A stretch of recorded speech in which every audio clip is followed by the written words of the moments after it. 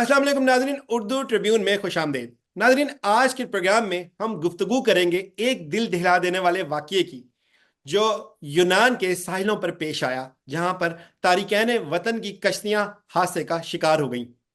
ये सानिया न सिर्फ इंसानी जिंदगियों का ज़िया था, बल्कि इंसानी स्मगलिंग के एक गहरे और तारीख पहलू को भी उजागर कर गया। इंसानी स्मगलिंग एक आलमी मसला है जो न सिर्फ मुतासरा जिंदगियों का को खतरे में डालता है, बल्कि गैर कानूनी इंसानी स्मगलिंग के नेटवर्क्स उनकी मुजरमाना सरगर्मियों को भी फरोग देता है। इन सब मामलात पर गुफ्तगू करने के लिए हमारे साथ पाकिस्तान से मौजूद हैं सैयद जुल्फ़कार हुसैन शाह साहब, जो ड्रग्स एडवाइजरी हब के हेड भी हैं और इसके साथ साथ इंसानी स्मगलिंग के हवाले से एक मारूफ एक्सपर्ट भी हैं और इस मौजू पर काफ़ी गहरी तहकीक रखते हैं। हम इनसे जानने की कोशिश करेंगे कि इस मसले की जड़ें कहाँ हैं और इसके खात्मे के लिए हम क्या कर सकते हैं। शाह साहब, बहुत शुक्रिया आपका, आज आपने वक्त निकाला। शाह साहब, मुझे सबसे पहले एक सवाल है कि इस वाकये का कसूरवार कौन है? बहुत मेहरबानी जुनैद साहब कि आपने बड़ा इम्पोर्टेंट इशू जिस पे हाईलाइट इसको किया है। और मैं उसकी थोड़ा सा पीछे इसी साल में आपको लेके जाना चाहता हूँ। देखिए, पहले भी इससे पहले भी इससे ज्यादा बड़ा हादसा हुआ है बड़ा असर जिसमें हुआ। बहुत से पाकिस्तानी के उससे पहले फिर और माजी में आप चले जाएं। इसमें मैं समझता हूँ कसूरवार दोनों ताली दोनों हाथों से बजती है, एक हाथ से नहीं बजती। अ, एक है इस ह्यूमन ट्रैफिकिंग में, एक है ह्यूमन ट्रैफिकिंग और एक है ह्यूमन स्मगलिंग। अब ये दो अलग-अलग चीजें हैं। अब सवाल सिर्फ ये है, चाहे ह्यूमन ट्रैफिकिंग ट्रैफिकिंग हो या ह्यूमन स्मगलिंग हो, जी। दोनों ही मैं समझता हूं कि ऐसे आप कह सकते हैं क्राइम कह लें, जुर्म कह लें, क्योंकि दुनिया में सबसे बड़ा जो इस वक्त तीसरे नंबर पे बड़ा जो क्राइम है वो ह्यूमन ट्रैफिकिंग पे आता है, जिससे लोगों को एक जगह से दूसरी जगह ट्रांसफर किया जाता है। अब ये इतना क्योंकि मैं समझता हूँ मेरे अलावा ओवरसीज पाकिस्तानी या पाकिस्तान में रहने वाले जितने भी लोग हैं वो इतने अपसेट होते हैं, परेशान होते हैं कि हमारा जो खासकर इलाका जिसकी जो बेल्ट है, गुजरावाला डिवीजन, जिसमें मंडी बहाउद्दीन, गुजरात, लाला मूसा, आर्यन। खारियां और इसके गर्दनवा के कालकोट। टांडा, सियालकोट, ये सारे ये इलाके शामिल है, जिससे ज्यादा तादाद में लोग लीगल और इलीगल इलीगल ज्यादा लोग माइग्रेशन करना चाहते हैं। मैं आपको यहाँ बताना चाहता हूँ कि हमने इन्हीं इलाकों में एक कंपेन डिजाइन की और मैंने इसको रन किया। वो उसका टाइटल था, if you want to go abroad, अगर आप दुनिया के किसी भी मुल्क में जाना चाहते हैं तो new destination with legal documents. यानी अगर आप दुनिया के किसी भी हिस्से को टच करना चाहते हैं, उसको पाना चाहते हैं, तो अपने लीगल डॉक्यूमेंट्स के साथ जाएं। जब लीगल डॉक्यूमेंट आपके होंगे आपको कोई परेशानी नहीं होगी, कोई आपको किसी के रास्ते में नहीं, रास्ते में जो आपके रुकावटें हैं वो नहीं होंगी, और एक आप आजादाना फेयर तरीके से आप जाएंगे। आपका ये जो क्वेश्चन इसमें कि जिम्मेदार कौन है, मैं समझता हूँ कि हमारे जो अदारे हैं, खासकर एफआईए का role is a major role है, क्योंकि वो बॉर्डर सिक्योरिटी को वही कंट्रोल करता है। और उसमें यकीनन इस हादसे के बाद परसों दो एफआई के जो अफसरान थे, इंस्पेक्टर थे, उनको भी गिरफ्तार कर लिया गया है इसी साने में। और यकीनन जो एजेंट हजरात हैं जो लोगों को सबज बाग दिखाते हैं, और हम लोग वाकई उस झांसे में आ जाते हैं। और झांसे में आकर हम ये नहीं सोचते।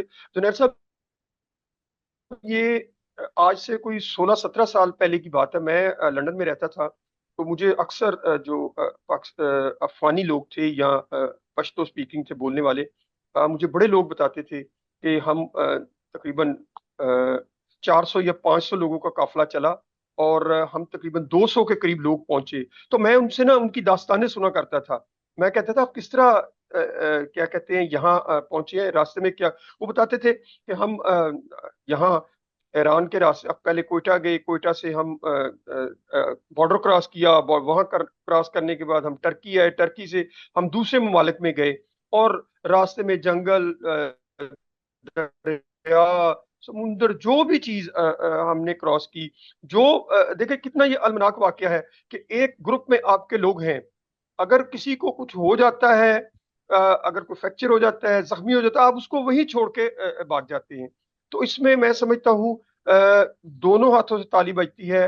अदारे भी उतने ही जिम्मेदार हैं जितने हमारे लोग जाने वाले हैं। अच्छा शाह साहब, इस जो हादसे में हमने एक पहलू देखा है कि 40-40 लाख रुपए दे के जो लोग थे उनको लिबिया पहुंचाया गया, वहां पे चंद हफ्ते उन्होंने कयाम किया, उसके बाद कश्तियों से वो आगे गए, वो एक अलग मामला है। लेकिन यहां से जो 40 लाख रुपए ले गए इलीगल तौर पे इन्होंने लिबिया पहुंचाया, उम्र भी कम थी, कुछ ज्यादा उम्र भी थी, ये क्या चक्कर है, कौन लोग मुलविस थे इसमें? जुनैर साहब, इसमें देखें जो लोकल जो ट्रैवल एजेंट है, जो एज ए गाइडर है, जो इनको गाइड कर रहा है लेके जाने के लिए, वो जिम्मेदार है। और सबसे बड़ी जिम्मेदारी मैं समझता हूँ पेरेंट्स की है, जो लालच में आके क्योंकि मैंने इन इन इलाकों का तफसीली कई बार दौरा किया है। मैंने ये देखा है कि यहाँ वहाँ पे जो हमारे पाकिस्तान में रहने वाले लोग हैं ना, वो एक दूसरे को अपना नीचा दिखाने के लिए कहते हैं, जी अगर उसका बच्चा चला गया बाहर तो मेरा भी बच्चा जाएगा। आप जमीन बेच देते हैं, सोना बेच देते हैं, अगर बीवी का जेवर या सोना कोई भी चीज बेच के आप कहते हैं जितने मर्जी पैसे लग जाए। मैंने तो वो बच्चों के इंटरव्यू सुने हैं, मैं हैरान परेशान हो गया हूँ कि बच्चों की एज ब्रैकेट बड़ी कम है। वो बच्चे कोई मुझे उनकी चेहरों से नजर आ रहा था, कोई 16-15 साल का या 17 साल ये का, 12-12 साल सबसे के छोटी हैं। उम्र के लड़के। जी जी। और वो देखें, वालदेन इसमें ज्यादा कसूरवार हैं। मैं समझता हूँ अगर वालदेन ना इस बात पे एग्री, आप 40 लाख रुपया खर्च करके आप यूरोप जा रहे हैं, और आपको ये नहीं पता कि यूरोप जाके क्या होगा, आप लीगल वे जो है वो अडॉप्ट क्यों नहीं करते? आप हम लोग शॉर्टकट जो है ना रास्ता, 4 मिलियन रुपए वो छोटी अपनाते हैं। रकम नहीं है। और बड़ी अगर यही रकम आप पाकिस्तान में खर्च कर ले, कुछ छोटा मोटा कारोबार कर ले, कारोबार किया तो जा सकता उससे आप काफी काफी इनकम आ सकती है। लेकिन अब आप देखें, यूनान की मिसाल आपके सामने है, इटली की मिसाल आपके सामने, स्पेन की है, बेल्जियम, वहां पाकिस्तानी जाके करते क्या है? मैं तो खुद बाहर, आपको पता है, रहा हूँ कई साल, और आता जाता रहा हूँ, देखा है। लेकिन यह है कि यहाँ लोग फील ये करते हैं कि हमारा रोजगार महफूज नहीं है, हमें लोग रोजगार नहीं देंगे, हमारे पास पैसे भी हैं, तो अगर वो कारोबार किसी के साथ शराकत के तौर पे करते हैं तो उनके कारोबार में वो फ्रॉड हो जाता है। वो इससे बेहतर समझते हैं, चले जी इलीगल तरीके से हम पैसे खर्च करके एजेंट को देकर चले बाहर ही चले जाएं, वहां जो मर्जी हम करें, चाहे सड़कों की सफाई करें, चाहे नालियों की सफाई करें, लेकिन वहां से कुछ ना कुछ तो पैसे ही आएंगे ना। अगर यही काम आप पाकिस्तान में कर लें नेक नीति के साथ, दिल जमी के साथ, तो मैं समझता हूँ फिर आप दूसरे ममालिक में सिर्फ सैर तफरी के लिए जा सकते हैं।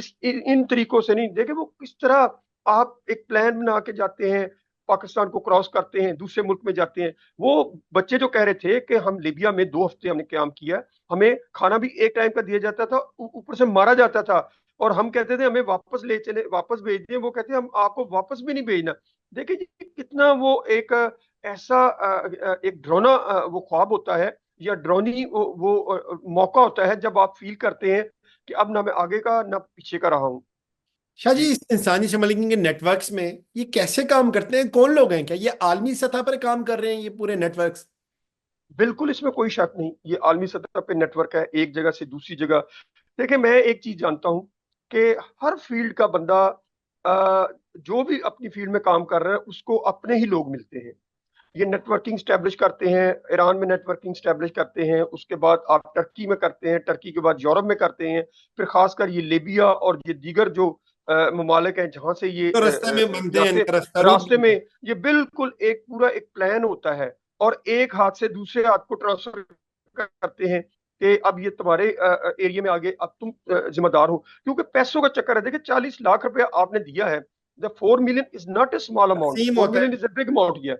और उसमें जारी बात, अगर एजेंट को, जो हमारा पाकिस्तानी एजेंट है, जो इसमें मेन किरदार अदा कर रहा है इलीगल तरीके से भेजने का, उसको मैक्सिमम तकरीबन 1 मिलियन प्रॉफिट हुआ होगा।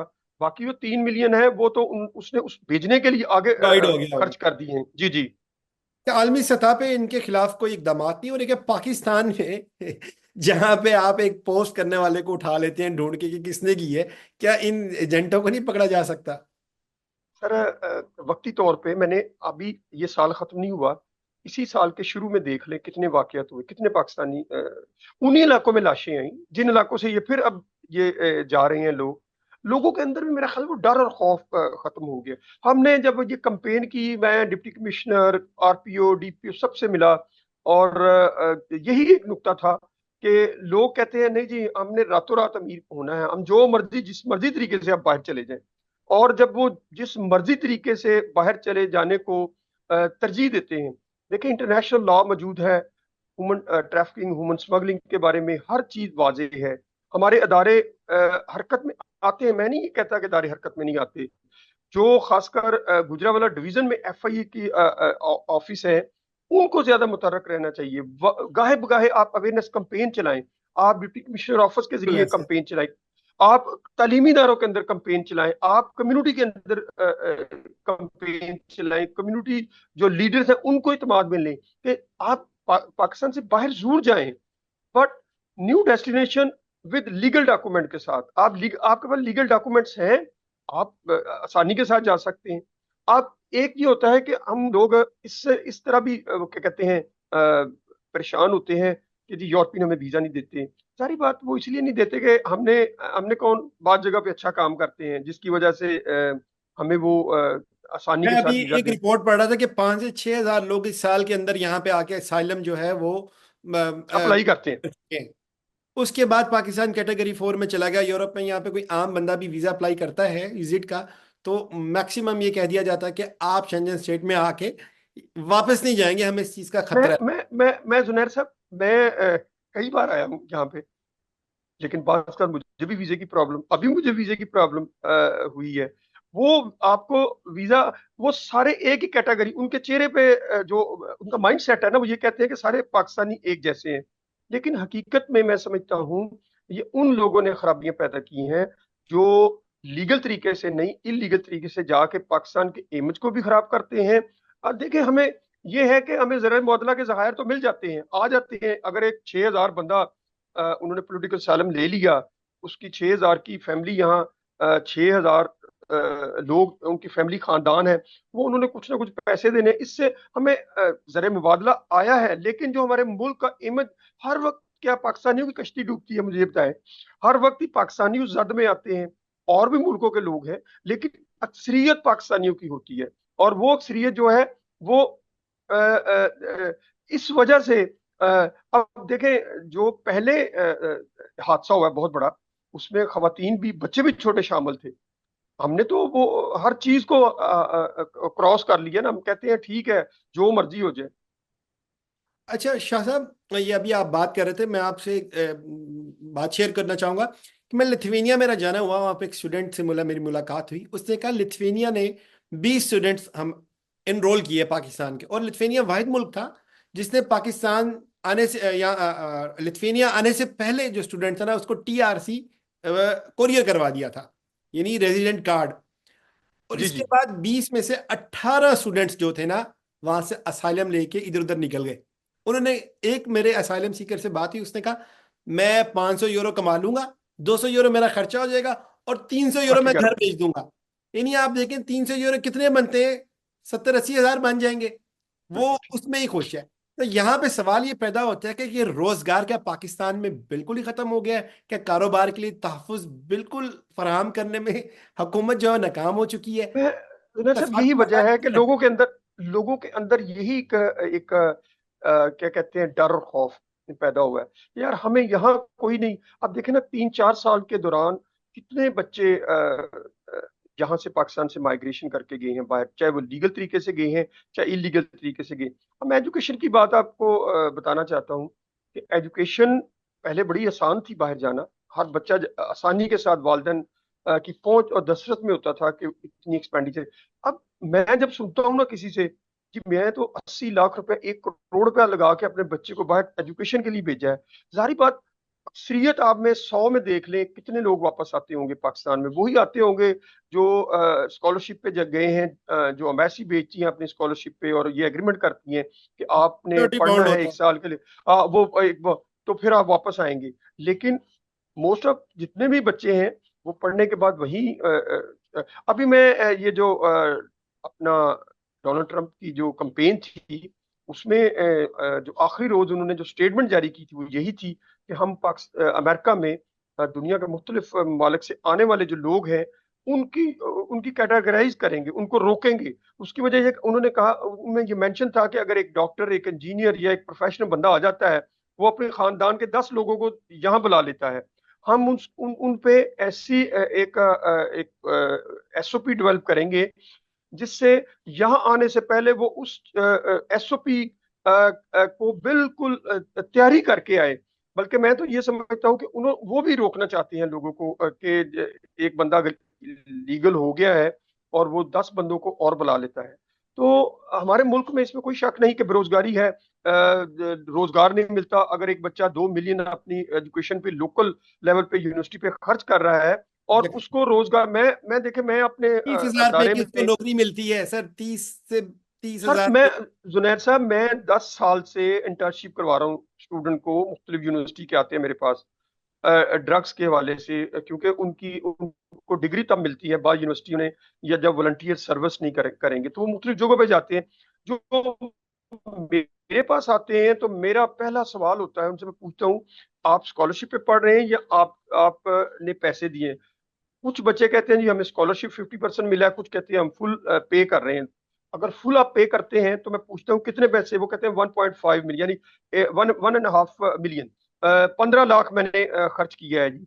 और मैंने कहा 15 लाख तो वो जो आपने फीस दी है, फीसें दी है। बाकी 5 से 10, बाकी 5 से 10 लाख वो आपके पेरेंट्स ने लहदा खर्च किया है, आपका आना जाना, किराया, खाने पीने का, आपके कपड़े, आपकी। तो सर अगर 2 मिलियन या 2.5 मिलियन जो है, 25 लाख रुपए आप बच्चे की, और बाद में नौकरी में मैंने बड़े बच्चों को भेजा है तो वो कहते हैं आप फ्रेश हैं, आपको तजर्बा नहीं है, ये 15,000 रुपया ले। अब वालदेन सोचते हैं कि यार हमने तो अपने बच्चे पे इतना पैसा खर्च किया है और उसका रिजल्ट क्या निकला है? 15,000, 18,000, 20,000, इससे ज्यादा अभी भी आज आज के दिन में मैं बता रहा हूँ कि आपको जॉब नहीं मिलती। यही मजबूरी है कि 40 लाख लगा के वो कहते हैं बाहर चला जाएगा, नस्लें तो संवर जाएंगी।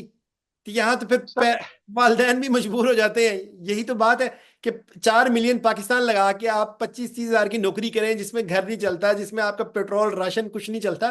तो ये भी तो मामलात है ना शाह जी। सर हमने उन चीजों को देखें, जो पेरेंट्स हैं खासकर इन इलाकों के, ये जो हमारा गुजरांवाला डिवीजन का बेल्ट है, ज्यादा इसी से लोग बाहर जा रहे हैं। और इनके लिए ये है कि मैं अपनी मिसाल देता हूँ कि जब मैं भी बाहर रहता था तो मुझे भी बड़े लोग कहते थे जी आप यहीं रह जाएं, आप जाएं, क्यों जाते हैं पाकिस्तान वापस, फिर आ जाते हैं, फिर जाते हैं, आप पाकिस्तान ना जाएं, आप इधर। मैं उन्हें एक बात कहता था, मैं कि यार जिस फील्ड में मैं काम करता हूँ ना, उस फील्ड में बड़े जरूरत है पाकिस्तान को। और अल्लाह का शुक्र है कि देखें, हमने लोगों की मुख्तलिफ हवालों से, लीगल हवालों से सपोर्ट की बाहर जाने के लिए। लेकिन मैं उस चीज से बिल्कुल डरता हूँ कि जिस तरह स्टोरी में सुनता हूँ ना, और दिल दहला देने वाले वाकयात होते हैं। बिल्कुल और ऐसे। मैंने तो आपको 17-18 साल पहले के वाकयात बताए हैं, जब अफगानी पाकिस्तान के जरिए, क्योंकि अफगानिस्तान के लोग, अक्सरियत पाकिस्तान में रहती थी और पाकिस्तान के पासपोर्ट को वो यूज करते थे, और जब वो मुझे स्टोरियां सुनाते थे तो मैं खुद दह जाता था कि यार किस तरह आप, यानी 500 बंदा आप एक एजेंट लेके जा रहा है मुख्तलिफ एजेंटों के जरिए, जो एक मेन एजेंट है। अब वो 500 बंदा तो नहीं वहां पहुंचेगा यूरोप में या यूके में जाएगा, उसमें आधे बेचारे रास्ते में ही मर जाते थे। बहुत शुक्रिया शाह जी, आपका अपना वक्त दिया। नादरीन, बिल्कुल जिस तरह शाह जी कहते हैं कि इंसानी स्मगलिंग एक ऐसा मसला है जो न सिर्फ अ, अफराद बल्कि पूरे माशरे को मुतासिर करता है। ये वक्त है कि हम इसके खिलाफ मुत्तहिद होकर इक़दामात करें और अपने प्यारों का ख्याल करें और अपने अपने मुल्क का नाम जो है वो बदनाम ना करें। क्योंकि एक पाकिस्तान, पाकिस्तानी का नाम बदनाम होना पूरे पाकिस्तान का नाम बदनाम होने के मुतरादिफ है। क्योंकि ग्रीन पासपोर्ट जहां भी होगा वो पाकिस्तान की ही नुमाइंदगी करेगा। इसके साथ ही आज के प्रोग्राम से मोहम्मद जुनैर को इजाजत दीजिए। अल्लाह हाफिज।